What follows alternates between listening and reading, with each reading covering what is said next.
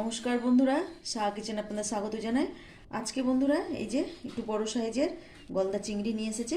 আমি আজকে চিংড়ি মাছের একটা রেসিপি করে দেখাবো, সেটা হচ্ছে ভাপা করে দেখাবো সর্ষে পোস্ত দিয়ে। আমি এর আগে বন্ধুরা চিংড়ি মাছের অনেক রকমই রেসিপি দিয়েছি, তবুও আজকে ভাবলাম একটু বড় চিংড়ি আছে, একটু বেছে নিচ্ছি। আমি এবার একটু অন্যরকমভাবে করে দেখাবো। পুরো ভিডিওটা বন্ধুরা আপনারা দেখতে থাকুন।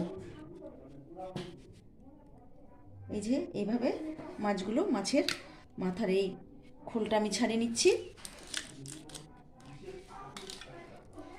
এইগুলো একটু নোংরা থাকে, পুরো মাছ ভালো করে আমি বেছে পরিষ্কার করে নেব।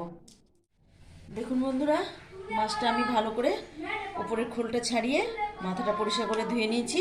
সমস্ত মাছগুলো একই রকমভাবে আমি পরিষ্কার করে নিয়েছি। এবার লবণ হলুদ মাখিয়ে নেব, তারপর আমি সর্ষে পোস্তটা বেটে নেব।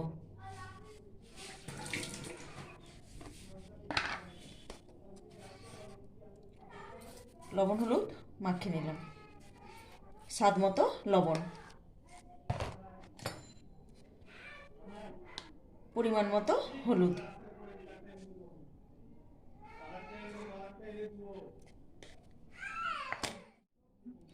বন্ধুরা এখানে 5 চামচা সর্ষে দিয়েছি আর 5 চামচা আমি পোস্ত দিয়েছি।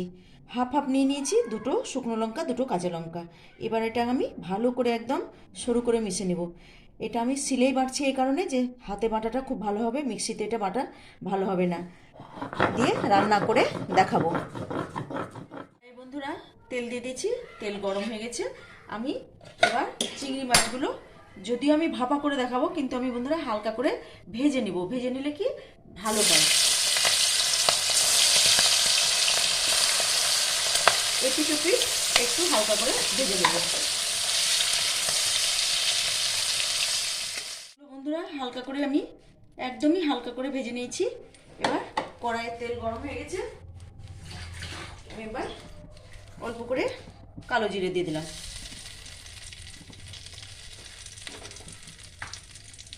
তারপরে একটা লাল টমেটোটা ভেজে নিলাম।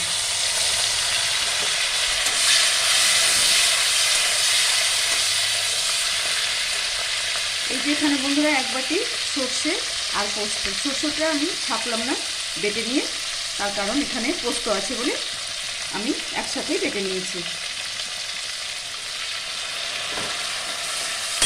সর্ষে পোস্তটা হালকা করে নাড়াচাড়া করে নেওয়ার পরে অল্প পরিমাণে জল দিয়ে দেবো।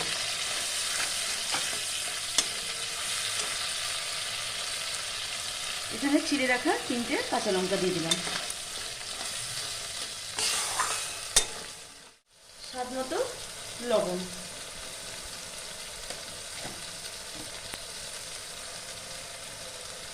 পরিমাণ মতো হলুদ।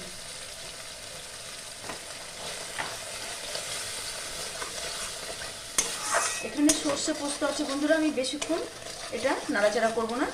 সর্ষে আছে যেহেতু তেতো হয়ে যাবে, তাই আমি অল্প পরিমাণে জল দিয়ে দিলাম।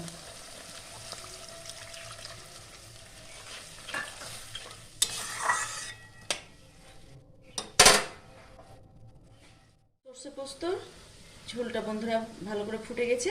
এবার আমি মাছগুলো দিয়ে দিলাম, দিয়ে 2 মিনিটের জন্য ঢাকা দিয়ে দেবো।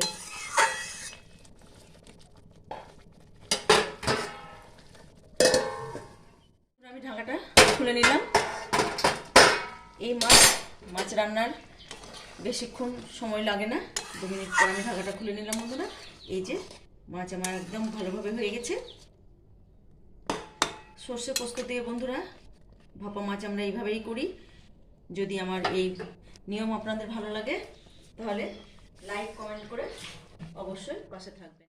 নামানোর সময় বন্ধুরা সর্ষে যে কোনো আইটেমে অল্প একটু কাঁচা তেল ঘুরিয়ে দিলে টেস্টটা একটু অন্যরকম হয়।